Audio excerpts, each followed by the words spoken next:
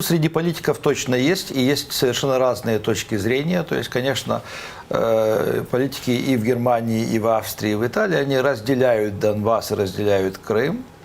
И те, которые, в общем-то, пророссийски настроены, а такие есть, они о Крыме вообще молчат. Они считают, что Крым – это как бы законная территория Российской империи.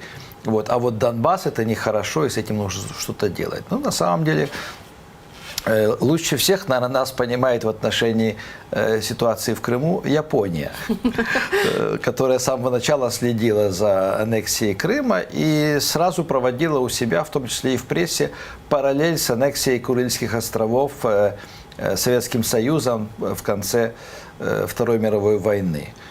Недавно, когда я был вот на Тайване, я с удивлением узнал, что тайваньские интеллектуалы следят за ситуацией с Крымом и затем признает ли мир аннексию, признает и простит ли мир аннексию Крыма России или нет, потому что они считают, что если мир как бы спокойно замолчит и забудет о Крыме, то следующая жертва аннексии будет Тайвань, и ясно с какой стороны. Удивительно, да? Да.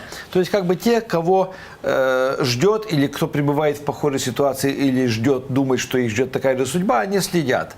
Если есть у страны исторические какие-то прецеденты похожие, они тоже следят, я думаю. Вот, в том числе и, например, и Турция. яркий пример Литва, видимо. И Литва, да. Вот. Для Европы, конечно, на самом деле, как бы они только недавно начали воспринимать Украину всерьез. И воспринимать Украину всерьез как тоже потенциальное поле битвы, или первое поле битвы Третьей мировой войны. Это, конечно, страшно думать, как бы и представлять себе, потому что мы вот живем здесь спокойно, уже там в Киеве, 5-й год война, 5-й год аннексия Крыма, так сказать, идут суды, так сказать, идет борьба с инакомыслием и всем прочим, что не нравится, так сказать, российской власти.